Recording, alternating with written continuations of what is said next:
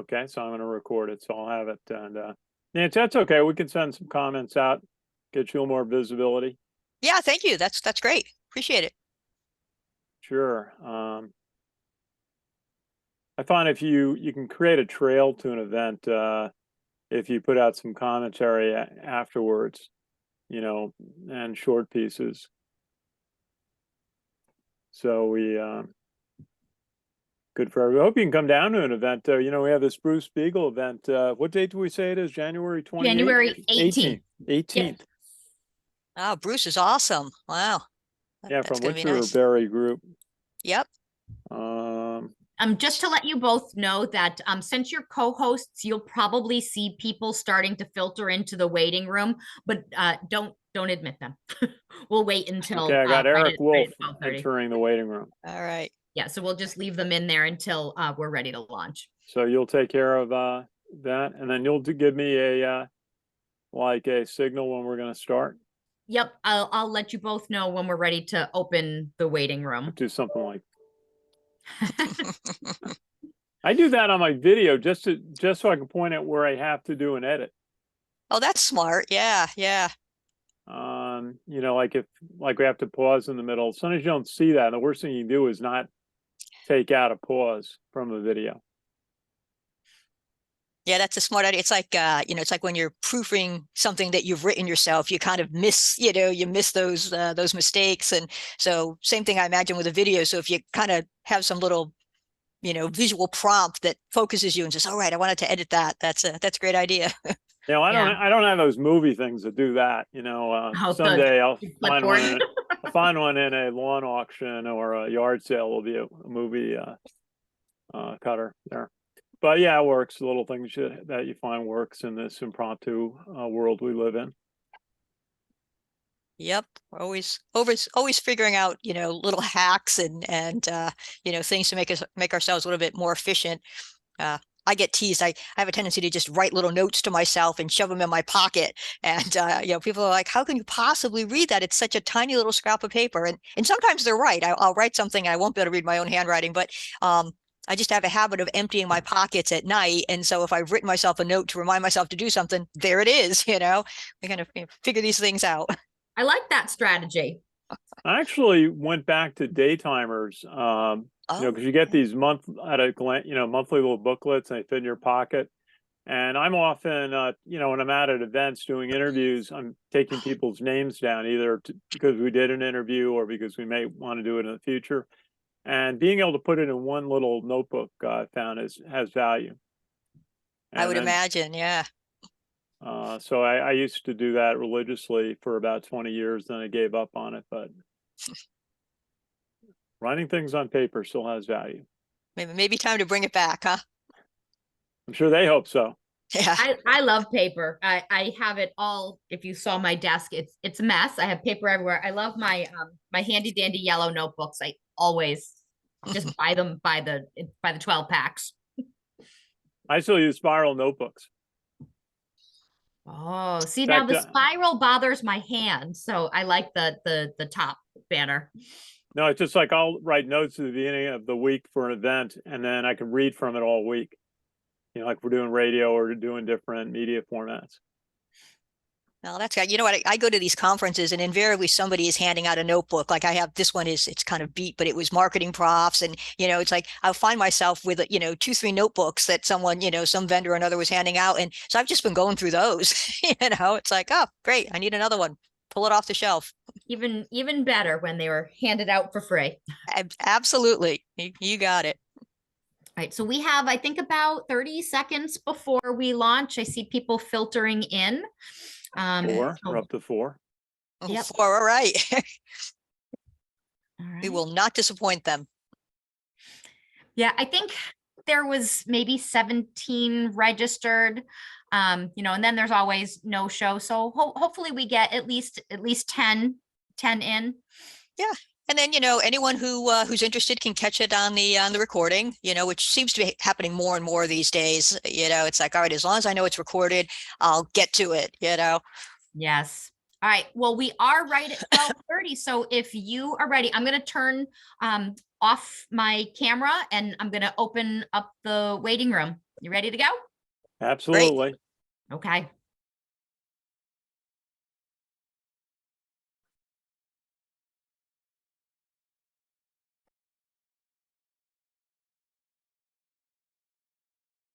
And good afternoon. This is Ken Kraetzer for the Marketing Club of New York and our midweek recharge. Glad to have everybody online to join us.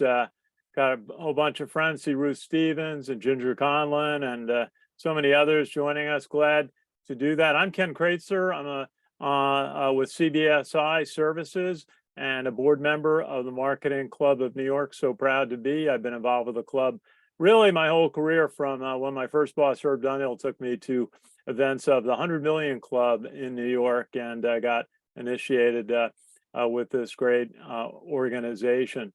Now, want to introduce our speaker today, and that is Nancy Harhut. And we met Nancy through the New England Direct Marketing Association, our friend, their president, Mariah Hunt. And Nancy and I have done a couple of talks over the COVID period about how to communicate during COVID, and we're glad to have her back. She has a new book out, Using Behavior Science in Marketing, and it's a great read on copywriting, and Nancy's going to take us through that. She is the co-founder of HBT Marketing, based in the Boston area, and a proud graduate of Boston University. Nancy's going to start with a presentation, and then we'll have questions. You can send questions in on the chat. And so let me hand this over to our friend Nancy Harhut for her talk today. All right. Thank you very much, Ken. I appreciate it. And I just got to pull up my slides, which I'm doing, and we'll be able to get started. Awesome. Okay. So I want to welcome everybody. Thank you for being here. Welcome to Automatically Increase Engagement and Response with Behavioral Science. And the marketers among you might be thinking, well, is it really necessary to use behavioral science in order to increase engagement and response? I mean, isn't it enough just to rely on marketing best practices? And I will say the answer to that last question is no, it's not enough. You know, we want to have the right message to the right person at the right time. But if we stop there, we could be leaving money on the table, because what we also want to do is we want to deliver that message in the right way. And when I say in the right way, what I mean is in a very brain-friendly way. And you don't really have to take my word for it. In fact, I'd rather you take the word of a Nobel Prize-winning economist. So Daniel Kahneman wrote the book Thinking Fast and Slow. He also won the Nobel Prize. In the book Thinking Fast and Slow, Kahneman explains that the brain doesn't like logical, rational, conscious thinking and will take any shortcut it can. So essentially, the human brain has evolved to conserve mental energy. And as a result, humans have developed certain automatic, instinctive, reflexive behaviors, certain hardwired behaviors. And what people do is they kind of cruise along through life on autopilot. They run into a certain situation and they just default to these hardwired behaviors, giving them little, if any, thought. And the truth is, there was a time when these hardwired behaviors, these decision-making shortcuts, were really, really crucial. These hardwired evolutionary impulses once helped keep us alive. So imagine, our ancient ancestors. A couple of them are out for a stroll, and they come upon a saber-toothed tiger. And one of them was looking at that tiger, and he's saying, that fur looks kind of soft and warm, and but the teeth look a little, boom, he's lunch, right? The tiger eats him. His buddy, who saw the tiger, just didn't stop to think, turned around, ran back to the cave. He's the one who lived to see another day. His were the genes that were passed down. And they went from generation to generation, and they literally helped ensure the continuation of the human race, right? Now, all of these years later, these decision-making shortcuts are still running through us. They're still part of us. They're part of our DNA, but we basically use them to get through the day, right? They allow us to conserve mental energy as we're making our day-to-day decisions. So what does this mean to us as marketers? Well, what it means is we want to harness that. We want to get out ahead of that. If we know that people are defaulting to decisions, if they're using decision-making shortcuts, we want to use that to our advantage. We want to use what behavioral scientists have proven about human behavior in order to influence it. And so what I'd like to do today is I'd like to share with you three main overarching ways that we can do that. And under each of the three, I will offer up some very specific, very tactical ways that we can apply these three overarching ways. So if that sounds good to everybody, I'm going to just get started. So overarching behavioral science principle number one is it's not about how people think, but how we feel. It's not about how people think, it's about how we feel. And a lot of times in marketing, we think, oh, it's about getting, the right information, the speeds and the feeds, the facts, the data, the benefits. It's about getting that information to people. And that's certainly part of it. But the truth of the matter is we make decisions that are driven by what we're feeling. So if you go back to our ancient ancestors, a lot of what they did was driven by what they were feeling. Maybe they were cold, maybe they were hungry, maybe they were frightened, maybe they were feeling protective of their few belongings. But those were the kinds of things that really drove behaviors. And it turns out that all these years later, behavioral scientists have found that for the most part, what drives our decisions is emotions. Emotions are driving our decisions, and this is true whether it's a B2B or a B2C environment. As a matter of fact, there was a researcher named Antonio Damasio, and he conducted some research among humans who had sustained injury to the parts of their brain that control emotion. And what he found was these people were virtually incapable of making a decision, even a decision as simple as, what would you like for lunch today? They would go around and around and around. They couldn't land. And what Damasio found was in order to make decisions, we need to access the emotional parts of our brain. So what does that mean to us as marketers? How do we use this information? Well, here's an example from a company called Cognos. And Cognos makes business intelligence software. And this particular business intelligence software product was unlocking data that was in disparate databases so that the people using it could get a 360-degree view of their data. And so when you think about it, there are any number of ways Cognos could have started to talk about their product. One thing they could have done was just simply defined it. This is what we have, this is what we do, this is how it can help you. Another way they could have moved things along is they could have tried a problem solution approach, right? You currently have a problem. The data that you need to access is locked away in different databases. And if you make decisions without accessing all of the data that you need, you might make a mistake, and that can be costly.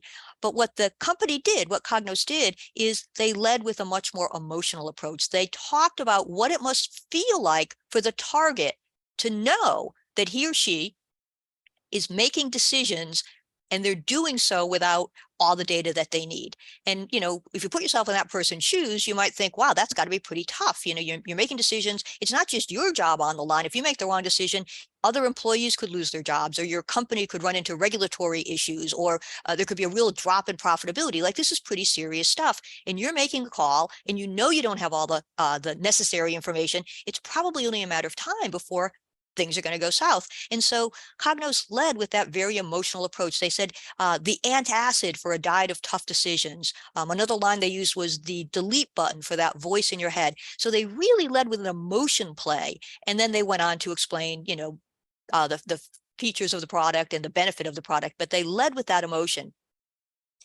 Here's another example. This is from Slack. And they're not talking about how much more efficient you'll be, or how much more effective you'll be, or how much time you're going to save, how more productive you can be. No, they say what it feels like to sit in 25% fewer meetings. And they even show a rainbow and a unicorn, right? They're talking about the feeling. Or here's an example from a company called United Rentals. They rent construction equipment, right? So things like scissor lifts and excavators. Like, it doesn't get more B2B and hardcore than that. But look at what they say in their ad. They say it's 4 p.m. Your excavator just broke down. Concrete needs to be poured tomorrow. And the reason they lead with that is they know that for their target market, people have either experienced that or they know somebody who has. And they know that you're gonna have that recognition when you see this, and you're gonna go, oh, that's a problem. Because when something like this happens, it has a ripple effect and it just unleashes a world of pain. And so they kind of set that up, and they say, but you know what? Not to worry, we've got what you need, consider it done. And then you have, of course, that feeling of relief. So what we want to remember is we want to use emotion to connect with customers and prospects. That's really key. Whether we're in B2B or B2C, use emotion to connect with customers and prospects, because people make decisions for emotional reasons, and then they later justify those decisions to themselves and others with rational reasons. Now, that said, not all emotions are created equally. Behavioral scientists have found that people are really afraid to lose. People are quite afraid to lose. As a matter of fact, behavioral scientists talk about something called loss aversion.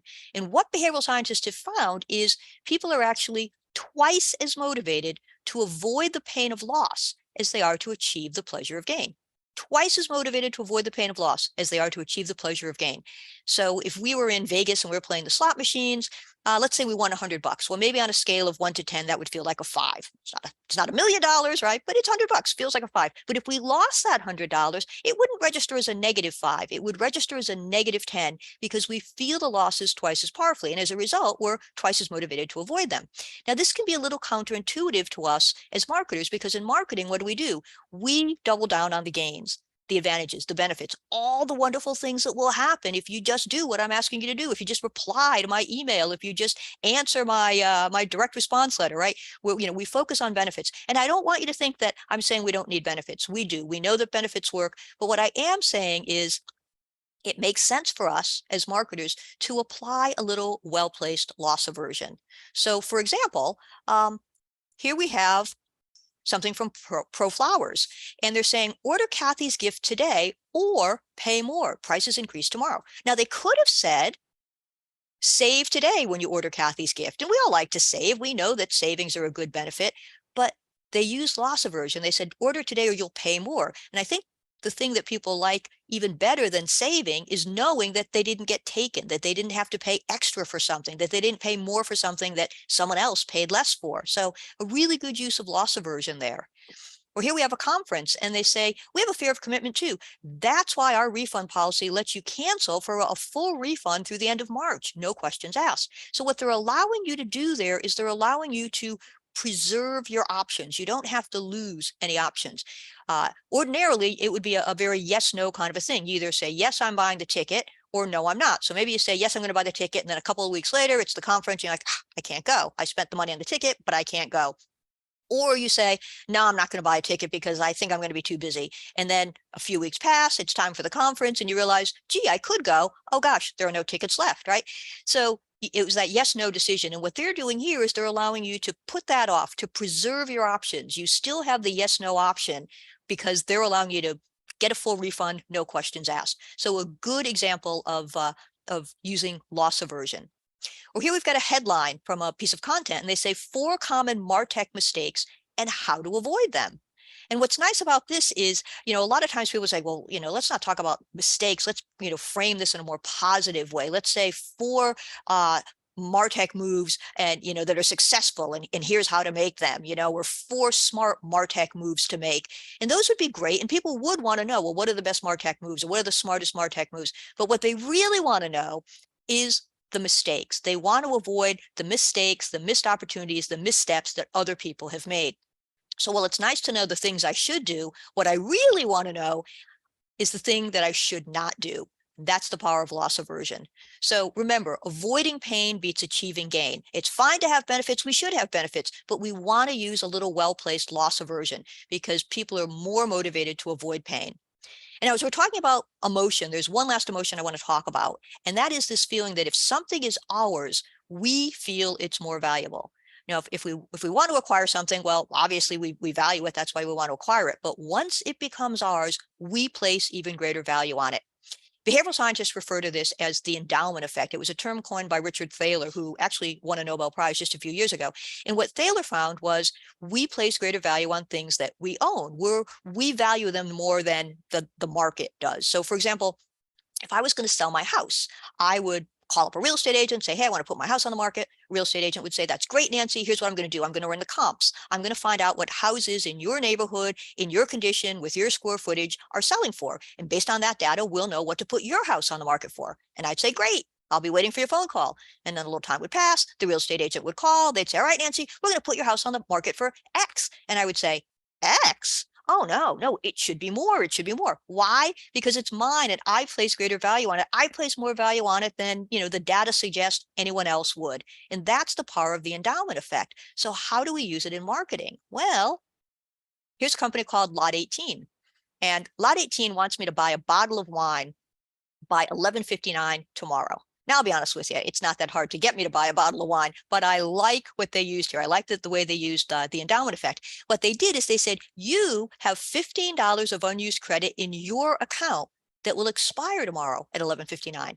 So they're not saying, hey, buy a bottle by 11:59 and we'll give you $15. We'll take $15 off. We'll send you a $15 rebate. No, they're saying that the $15 is in my account, but I'm going to lose it if I don't use it by 11:59. It's a subtle but very powerful difference. Because the money was already in my account, I valued that $15 more. It was worth more to me than if they said, we're going to take $15 off, or we're having a $15 off sale. It's the same $15, but because I perceived of it as mine, I valued it more.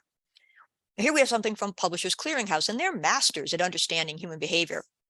And you know how Publishers Clearinghouse works. They randomly assign you a number, and then they randomly choose somebody's number, and that person wins $2,500 a week for life. But they're really making you feel that this is a little bit more than random, that you have some stake in the game here. So they're attaching a title to your number, and they say, please accept your title or surrender it. We must have your decision regarding prize number ownership. So they're using words like ownership and surrender to make you really feel like, oh my gosh, I better pay attention. This is mine. This is my number. And if I don't think I want to play, I have to surrender it. I have to give it back, which gives you pause. Well, here we have something from UPS, and they're like, hey, Nancy, we missed you. You haven't used your UPS account in a while. To keep your registration active, log in. Do nothing, and your registration will expire. And what do you suppose happens when someone encounters a message like this? Well, right away, they fight against it, right? Behavioral scientists talk about something called psychological reactance theory, but we're like, oh, no, you don't.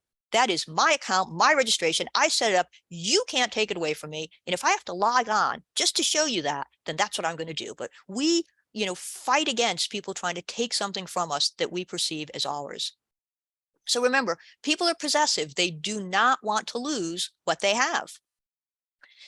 So to recap, the first of our three overarching principles of behavioral science, it's not about how people think, but how they feel. So emotion drives our behaviors, whether it's B2B or B2C. Not all emotions are created equally. Loss aversion is particularly powerful. We're twice as motivated to avoid the pain of loss as to achieve the pleasure of gain. And then there's the endowment effect. We place greater value on things that we own. So from a marketing perspective, you want to remind people of what they own, or you want to make them feel ownership by giving them a free sample, or by describing something in such rich terms that they can imagine themselves being your customer, imagine themselves benefiting from your product. But those are three really powerful tactics to use to trigger this idea that it's not what people are thinking, but what they're feeling. So now let's go to our second of our three overarching principles, and that is our choices are less rational and more reactional.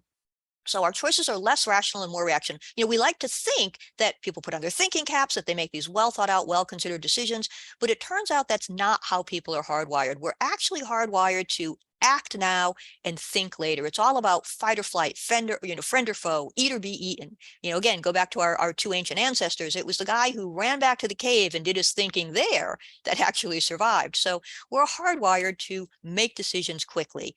And behavioral scientists have found that certain things influence us that we're not even aware of. For example, having an option can make a person more likely to choose. Okay. So again, we're not really thinking, we're just reacting. We're just reacting.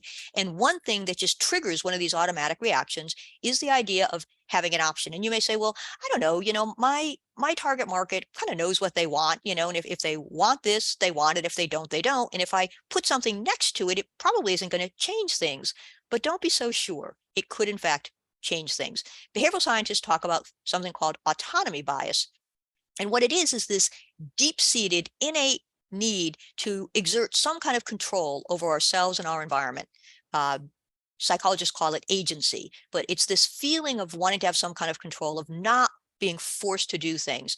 And it's a very, very strong feeling. And behavioral scientists actually observed how powerful it is when they were watching people on New York street corners. And it was really interesting. So a number of years ago in New York, the city decided to switch over the walk signals. So it used to be you'd come to the crosswalk, you'd press the button on the pole, and you would wait for the walk signal to appear. And they decided to automate it. So every so minutes, the walk signal would just appear. You didn't need to press the button. And they began to remove the buttons. And they found that it was getting very expensive to remove the buttons. So they said, all right, we're just going to disable them, but we're going to stop removing buttons. So what they ended up with is in the city of New York, there were some crosswalk signals that still had a button, even though it didn't work. And then there were some that didn't have the button at all. And what the behavioral scientist observed was when people would walk up to one of the crosswalks that still had a button, they would push the button and they would be more likely to wait for the walk sign to appear. Even though pressing the button wasn't really what made it appear, but they didn't necessarily know that. They felt that they had some kind of control, and that feeling of control influenced their behavior. Whereas people who walked up to one of those crosswalks that no longer had a button, they were more likely to kind of look left or right and say, I can dart in front of that truck. I can make it across to the other side in time, right? So having the sense of control actually influences your behavior. So take a look at this subject line. It says, do this now, create an income that puts you in charge. So do not underestimate the psychological appeal of that phrase, put you in charge. We love to feel like we're in charge. And then they go on to say it means you have options when it comes to travel, adventure, even living abroad. And options also make us feel like we have some kind of control. We've got a sense of control because by definition, if we have options, we can make a choice. We're the ones making the choice. So here's Marriott Bonvoy, and they're saying, find the card that's right for you. And they're giving you a choice of 2. Now, researchers at Tulane University found that providing a choice can actually quadruple the likelihood that someone will make a buying decision in the moment. Because if there's only one option, well, there's nothing to compare it to. There's no context. And so you find yourself thinking, well, I'll do a little research, or I'll sleep on it, or I'll check with my business partner, or I'll check with my spouse.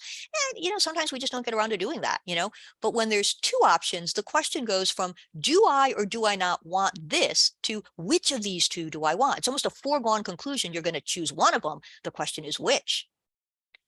And then there's something called the Byaf technique, which also underscores the power of having a choice. So researchers found that you can describe your product or service, you can tell people what you want them to do, you can ask them to do it, but if you then say, but you are free, BYAF, but you are free to choose, or but the choice is yours, but it's up to you, that can actually double the likelihood that people will do what you want them to do. And it seems kind of counterintuitive, doesn't it?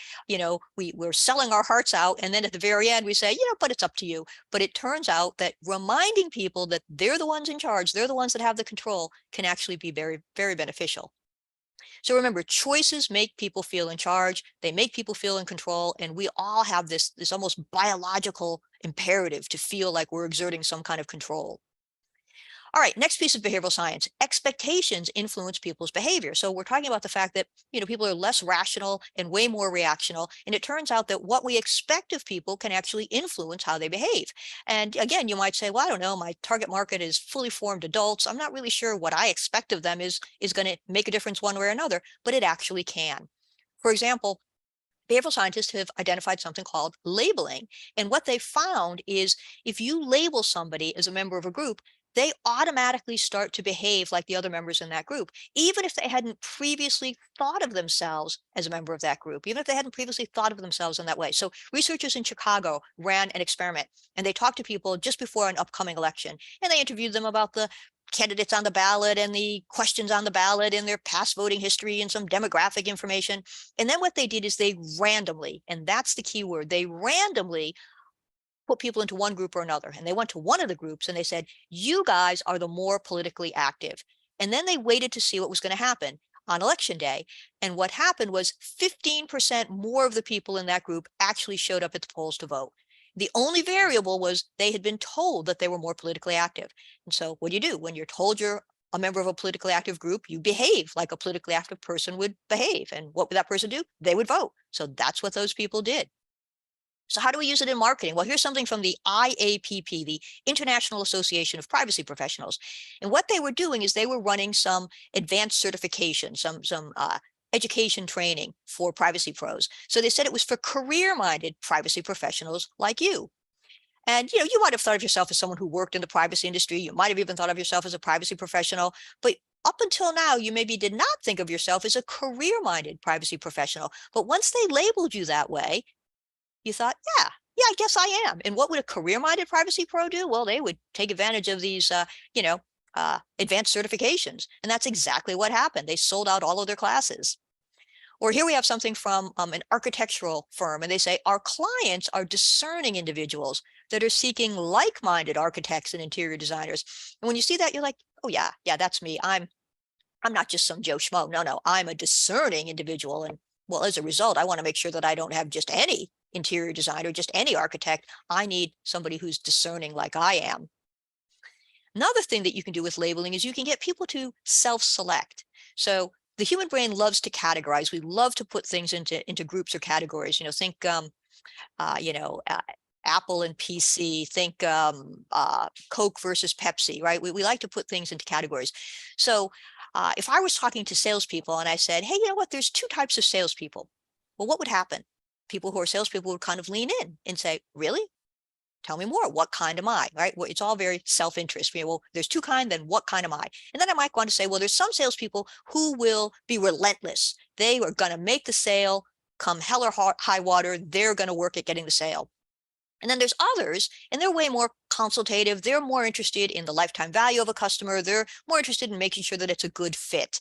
And so when you hear those two descriptions, you say to yourself as a salesperson, I think I belong in that second group. That first group didn't sound so great. No, I'm definitely part of that second group. And then as the marketer, what we do is we explain that the products and services we're marketing are for the people in that second group.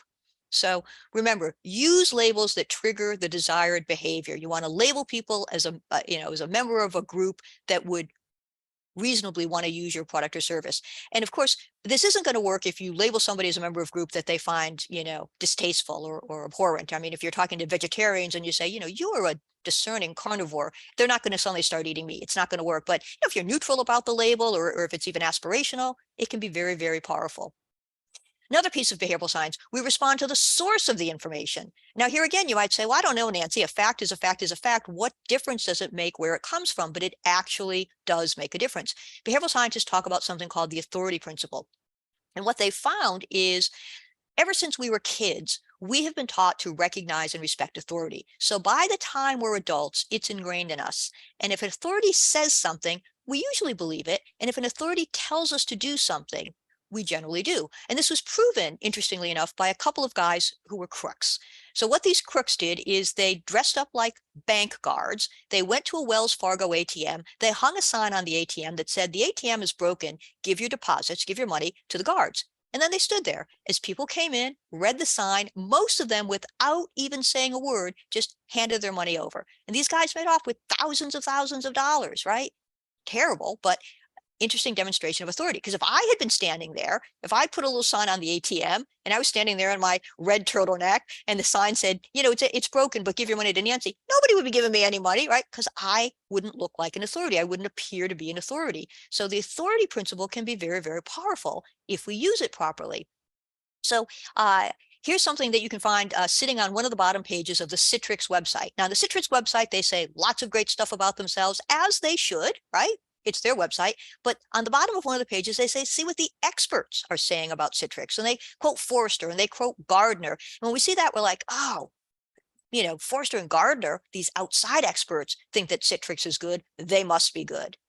Or here we have something from LL Bean, and they talk about their ski apparel being trusted and tested by the U.S. ski team. And again, we think, I'm out looking for a parka. Oh, wow, if the U.S. ski team thinks the LL Bean ones are good, my shopping days are over. I've got my solution. I don't have to look any further. They must know. Now, if you want to establish yourself as an authority, you can do what Conversion Sciences does. They created a 110-point e-commerce checklist. And when you see that, you're like, well, there are a lot of different companies I can go to, but these are the people that have the 110-point e-commerce checklist. If they've been able to compile 110 points, they must know their stuff. They must be the experts. They must be an authority. I'm going to choose them. So remember, people defer to experts. So you want to bring in, the halo of the outside experts. If someone from from outside your agency says that you're good, or outside your company says you're good, you want to point to them, because that third party endorsement can go a long way. People expect the marketer, the company, to say good things about their products or services, but when someone on the outside adds to that, that carries a lot of weight. So to recap, our choices are less rational and more reactional. We have a tendency to act first and think later. Even today, we make decisions and they're based on factors that sometimes we're unaware of. Things like autonomy bias, having a choice makes us more likely to choose. Labeling, being told we're part of a group, even if we never thought of ourselves as part of that group, can make us behave like the other members in that group. And then the authority, if an authority says something, it's a shorthand way to make a decision, like, oh, okay, must be good. And now we're up to our third and final overarching main point of behavioral science. And that is this idea that we rely on auditory cues. So again, way back to our caveman days, our ancient ancestors had to pay attention to what they heard. They were, they cued into what they heard because it could be important. If they heard, I don't know, rustle in the underbrush, maybe that was some small animal that they could capture and kill and eat, right? It could be dinner. Or if they heard approaching footsteps at night, that could be danger. Or maybe they heard a human voice cry out. That could have been someone in their clan who either was hurt and needed help or who found some wonderful discovery, but they paid attention to what they heard. And all these years later, neuroscientists are still discovering how certain sounds influence us. For example, hearing certain sounds can help us heal faster or can help us concentrate better, or can change the way food and beverages taste. It's really very interesting. And the other thing, and this is good news for marketers, is when we read, we hear a voice in our heads. So we don't just have to be talking about radio or video or television, because even printed materials, when we read, we hear the voice in our head. And what behavioral scientists have found is hearing certain words and phrases can influence our behavior, influence our actions. So for example, people respond to reasons before they process them. People actually respond to reasons sometimes before they even process the reasons. There was a researcher named Ellen Langer out of Harvard University, and she identified the word because as an automatic compliance trigger. When we see or hear that word because, we start to agree before we've even processed what comes next. We just assume that whatever's coming after that word is a good, legitimate reason.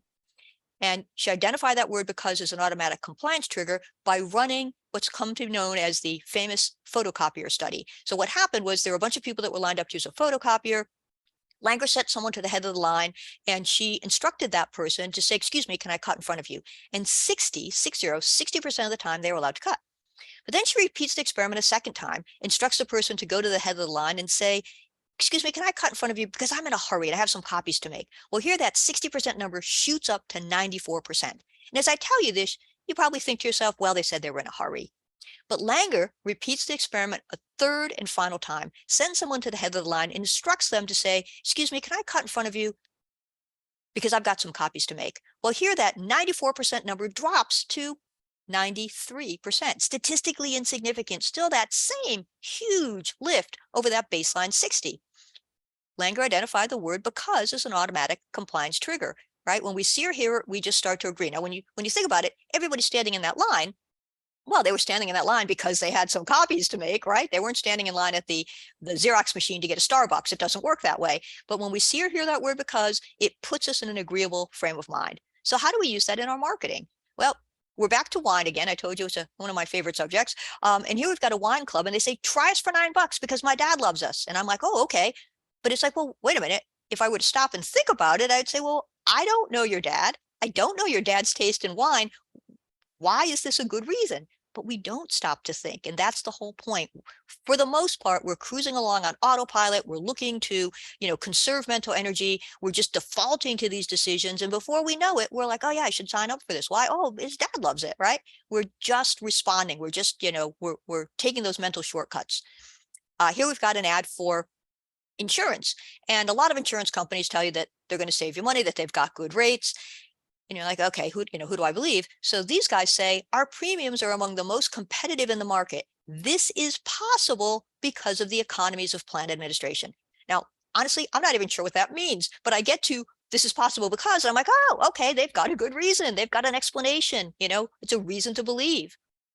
Or here we have something that's similar to the reason why. It's called input bias. And what behavioral scientists have found is this is a very common decision-making shortcut. When we're not sure how to judge something, what we do is we look at the amount of time or effort that goes into that, and we take that as a proxy or as an indication of its quality. So here we say Burger King's new French fries took 10 years to develop. And then they say after a decade of research on 2 continents, and we think, oh my God, these are going to be fabulous. And the truth is, maybe they are, maybe they're not. Or maybe they would have been fabulous after 1 year of research, or maybe 11 years still wouldn't have redeemed them, right? There's not always a linear relationship between the amount of time and effort that goes into something and the output, but as a decision-making shortcut, we assume that there is. So if a lot of time or energy or effort goes into something, we just automatically assume it must be better as a result. So you want to include because or the reason why to trigger compliance. And in some cases, the reason why is the idea of input bias. It's, oh, all this time and effort went into it, it must be good. But have that reason why and consider teeing it up with the word because if you give people a reason why, they're more likely to do what you ask them to do. All right, another piece of behavioral science, we're influenced by first mentions and familiarity. We're influenced by what we hear first, and we're also influenced by what we hear often. Behavioral scientists actually talk about something called anchoring. And what they found is the first number, sometimes it's a price, sometimes it's just a number, but the first number that we encounter actually is it's an anchor. It serves as an anchor for us. And it's the number that we compare every other number against. So the very first one that we encounter is the one that becomes our anchor. And then everything else is relative to that. It's either higher or it's lower, but the anchor is our baseline. And it's, it's really powerful. It has a very powerful effect on us. Researchers actually went out and they were asking people, how old do you think Mahatma Gandhi was when he died? But some people were asked, how old do you think Mahatma Gandhi was when he died? Do you think he was younger or older than 9? Other people were asked, how old do you think Mahatma Gandhi was when he died? Do you think he was older or younger than 140? Now, the truth is, if you know anything about Mahatma Gandhi, you know he was older than 9 when he died. And if you know anything about the human lifespan, you know that nobody's quite made it to 140. So in and of themselves, those two numbers weren't particularly helpful, right? You knew he wasn't 9, you knew he wasn't 140, but what they did is they served as anchors. So when people were asked, estimate how old he was he older or younger than 140, they estimated he was probably 67 when he died. When other people were asked, estimate how old he was when he died, you think he was older or younger than 50, older or younger than 9 rather, they estimated 50. So if 9 was your anchor, you went to 50. If 140 was your anchor, you went to 67. That was the only difference, but those anchors influence our decisions. So how do we use that in marketing? Well, if you have, for example, tiers of service, or if you have levels of products, a deluxe and a more basic, you always want to lead with your more expensive product. Excuse me. And the reason for that is some people will take the more expensive ones, but other people will be like, ooh, that's a little pricey. But then the next one down looks a whole lot better. And if you start with your low price, it's a lot harder to push people up to the higher priced one. So you start with the higher price and you work your way down. Here we've got something from Covenant House. They're a fundraiser, and they say 57,530 kids have been forced from their homes. And we know that 57,530 is a big number, but we've never really counted to that number. We've never really walked into a location and said, it's about 57,530 people here. Like we don't really have a good handle on what that number is. So they anchor it to a more familiar number. They say by the time you finish reading this email, 7 more kids in America will become homeless. And we're like, well, I get 7. I understand 7. I can count to 7 on my fingers, right? And I know how long it's taken me to read this email. So they anchor to something that's very familiar. Or here we have something from Fidelity. They're selling life insurance. That's not a purchase people make all the time. Some people never make it. Some people only make it once. It's not like buying a gallon of gasoline or a gallon of milk where we're very familiar with, what the costs are. So they're trying to anchor it to something that feels familiar. They say it's cheaper than a cup of coffee a day. And we're like, a cup of coffee a day. I buy 2 or 3 a day, right? That's chump change. That's not a lot of money at all. Oh, as a result, I guess this is a pretty affordable policy. So what we want to do is we want to lead with the higher prices and we want to link to easy numbers. That's something that's really helpful in terms of serving up information that's brain friendly. Another piece of behavioral science, descriptions trigger default decisions. So again, it's what we hear. We pay attention to what we hear. And so what we're saying is you can have the exact same product. You describe it one way, it makes people want it. You describe it a different way, and people don't want it as much. They don't find it as appealing. They don't find it as desirable. The product hasn't changed. It's the way you chose to describe it. Behavioral scientists talk about something called framing. And what they found is the words that we use to describe our products, our services, our companies, our value propositions, the words that we choose to describe them influence not only just how people understand the information, how they process the information, but also how they react to it. Researchers ran an experiment. People were given a little bag of sweets, a little bag of confections, and some bags were called fruit chews and others were called candy chews. But same sweet inside both of the bags, same ingredients listed on the back of both of the bags. But what happened was more people consumed more of the sweet when it was called a fruit chew as opposed to a candy chew, because a fruit chew, well, it was just framed as a healthier alternative, so people ate more of it. So how do we use this in marketing? Well, here's something from the Ontario Lottery. And a lot of times when we play the lottery, there's only one question: did I or did I not win, right? We want to know if we won. And they're reframing that. And they're saying when you play, Ontario wins. Because if you buy lottery tickets, some of the money, goes to benefit the province. So they're changing it from, it's not just an individual win or lose thing. They're reframing it and saying when you play, Ontario wins. They're getting you to see it differently. Or here we have something from Eversource, and they're offering a no-cost energy assessment. And you might think, you know what? I'm busy running my company. I don't have time for this. I'm sure saving energy is good and all, but I just don't have time. And they're getting you to think about it a different way. They say saving energy means more money to invest in your business. And it's like, oh, when you put it that way, like they're reframing it to, to be something more than just saving energy or saving the environment. It's like, no, it's money for your business. Well, here we have something from American Airlines, and they say the gold floor experience awaits. Now, they're not saying, the gold floor discount awaits or your gold floor savings awaits. They're talking about the experience. And I believe what they're doing here is they're tapping into some research that was done not too long ago at Stanford University. And what Stanford University researchers found was that framing things in terms of time can be more powerful, more motivating than framing things in terms of money. And the reason for this is once time is gone, you can't get it back, right? It's a very finite item. And once it's gone, it's gone. And when you're spending time, you're usually experiencing something. And when you're experiencing something, there are often emotions involved. And as we mentioned early on, emotions are what drive decision-making. So the idea of experience can be more powerful. And the researchers at Stanford proved this by running a really interesting study. They set up a lemonade stand by a park, and they would rotate the sign on the lemonade stand. So some people walked by and saw a sign that said, spend a little time and enjoy some lemonade. Other people walked by and saw a sign that said, spend a little money and enjoy some lemonade. And still other people, when they walked by, they saw a sign that simply said, enjoy some lemonade. What the researchers found was more people stopped when it said, spend a little time and enjoy some lemonade. In all cases, people were allowed to spend between $1 and $3. They could pay on a sliding scale for that glass of lemonade. People spent more when it said, spend a little time and enjoy some lemonade. And in all cases, people were given a customer satisfaction survey after they had their lemonade experience. And what happened was people rated the experience better, their satisfaction better, when the sign had said, spend a little time and enjoy some lemonade. So from that, the researchers extrapolated the idea that time is more meaningful and more motivating than sometimes talking about money. Not that money's not important, but emphasizing what it's going to be like to use a product or service, how you're going to feel, what the experience is going to be like, can actually be very, very motivating. So remember, get people to see things in a different way. You want to get them to stop seeing things the old way, or you want to get them to come over to your side and see things your way, but you want to get them to see things in a different way, because that will help you meet your marketing goals. And the way to get people to see things in a different way is to use framing. Get people to see things the way you want them to.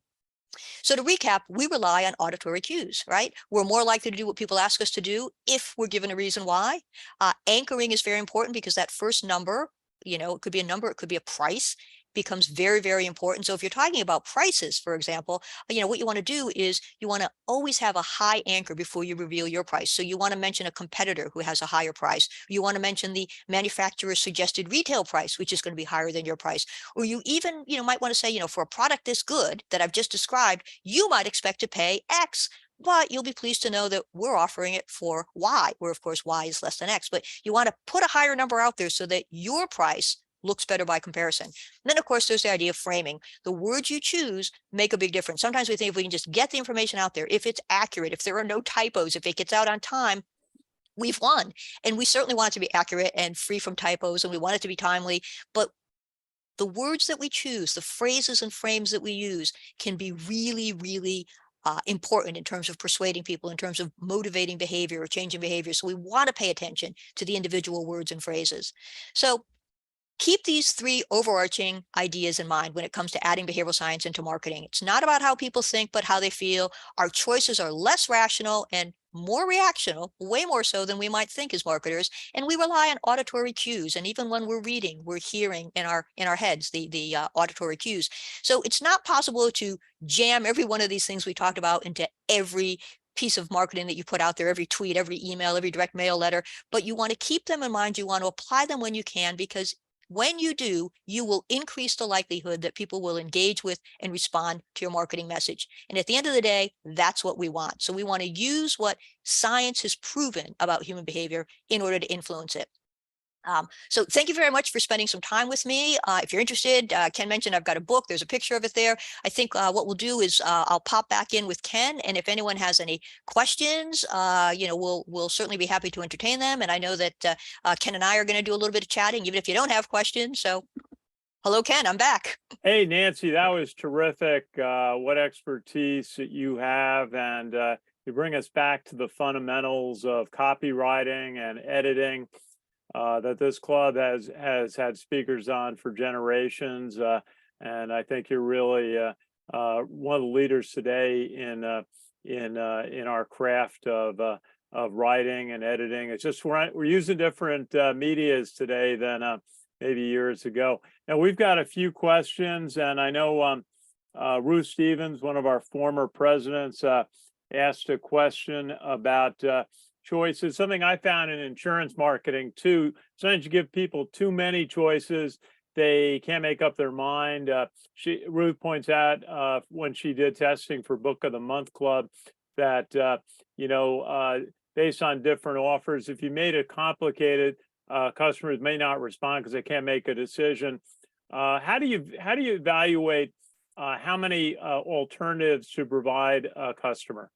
Yep, that's a great point, Ruth. You're absolutely right about that. So, giving somebody a choice makes them feel empowered, makes them feel in control. But if you give them too many choices, they're loving their choices, but then decision, paralysis sets in, or analysis paralysis sets in. They can't decide.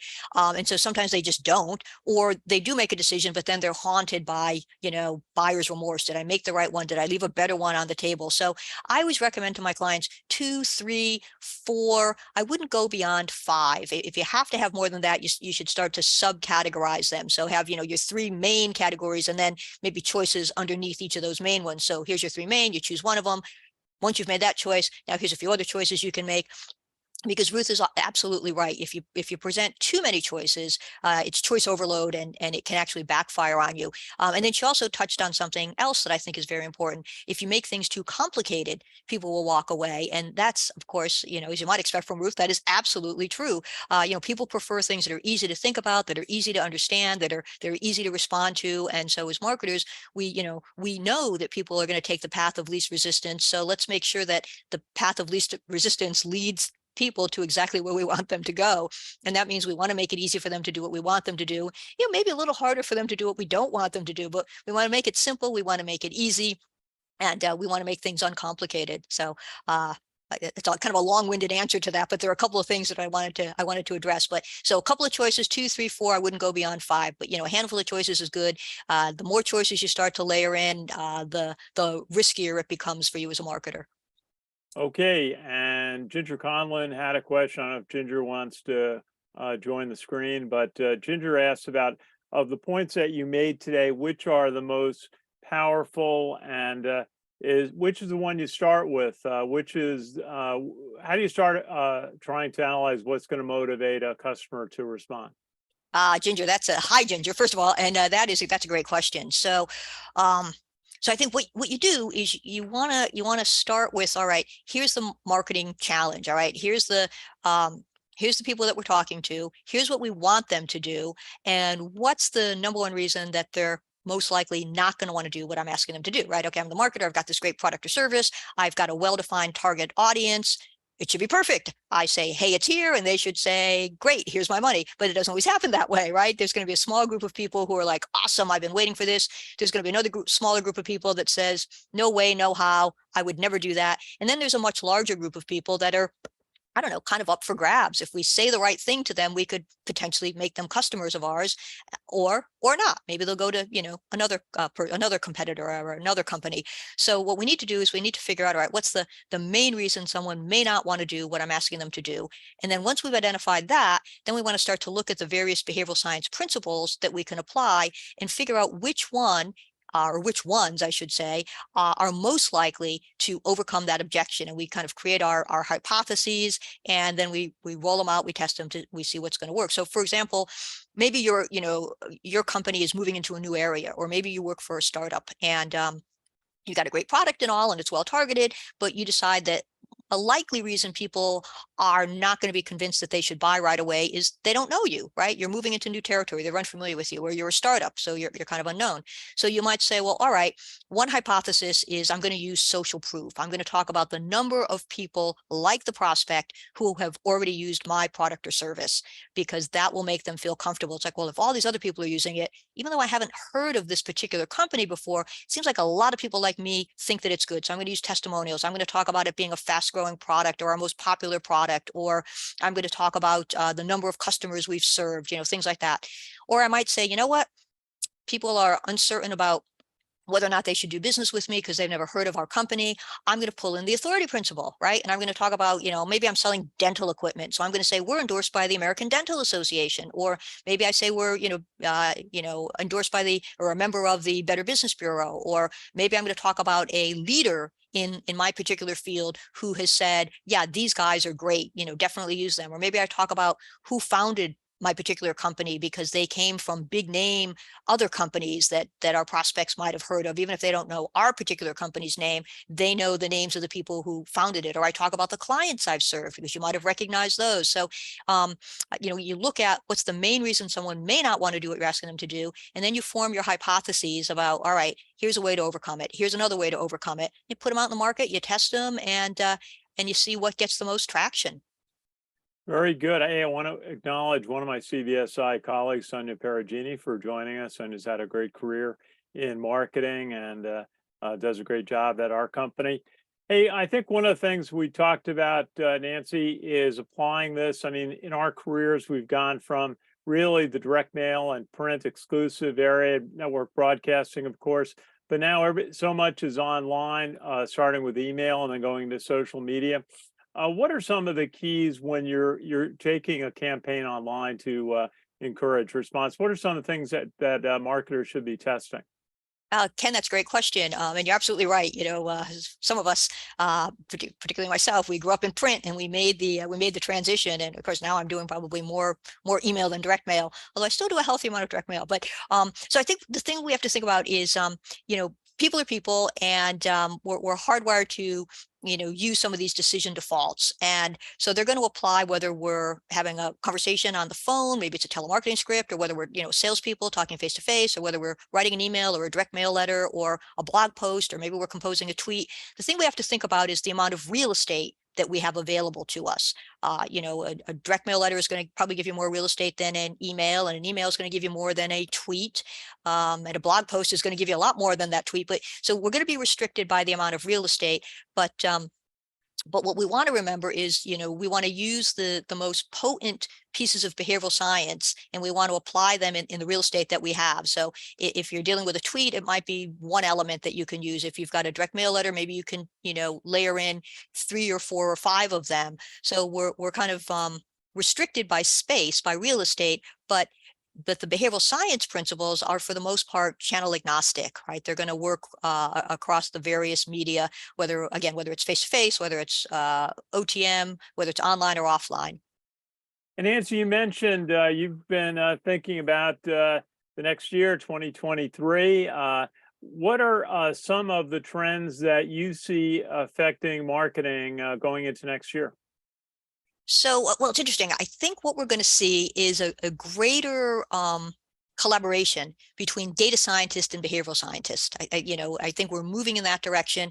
The data scientists, they're going to tell us what we should say, to whom, and where we can find them, right?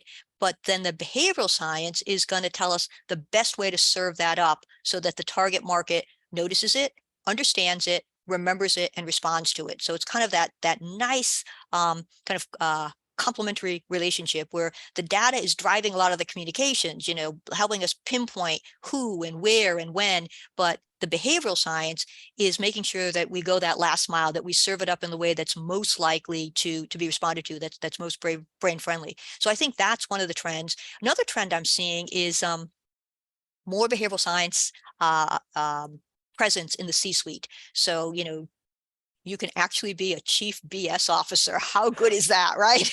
But you can be a chief behavioral science officer, or you could be a SVP of behavioral science. But more and more companies are embracing behavioral science and pulling it into the boardroom, pulling it into the C-suite. It's beginning to happen. And I think we're going to be seeing more and more of that. Well, Nancy Harhut, great to have you join us today. Nancy is the co-founder, chief creative officer of HBT Marketing based in the Boston area. Nancy, you want to give 30 seconds about your company's services? Oh, thank you, Ken. Yeah. So we're, a boutique agency. What we do is we focus on blending marketing best practices with behavioral science in order to increase the likelihood that people will engage with and respond to your marketing messages. So we do a lot of email and direct mail and landing pages and, ads and social posts, a little bit of content. We work with clients to develop campaigns. We work with clients to challenge existing controls to try to beat them. We work with clients to review the current marketing materials they have and help them inject the behavioral science into them. So a number of different things that we do for clients, but we and we work across a variety of verticals as well. But we're always looking to partner with people to help them increase the efficacy of their marketing. Okay, and Nancy is the author of this new text, Using Behavioral Science in Marketing. It's available on Amazon, Barnes & Noble, and also from the publisher Cognos page. And Nancy, thank you so much for joining us today, and we appreciate our friends at the New England Direct Marketing Association for introducing us, Mariah Hunt and her team, at a couple of events, and so good to see you. Ken, thank you so much. It's great to see you. It was wonderful to see some familiar names on the attendee list here, and I really appreciate the opportunity to share what I'm passionate about with my fellow marketers. So thank you all for spending some time with me. Thank you again for the invitation. And thank you again, Nancy. I just want to mention Marketing Club of New York going into next year. We have one of our favorite events of the year when Bruce Biegel from the Winterberry Group will do his analysis of spend in advertising and marketing in 2022 and his forecast for 2023.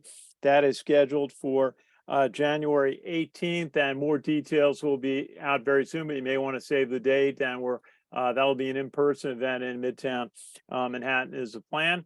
And so again, best wishes for holidays to everyone.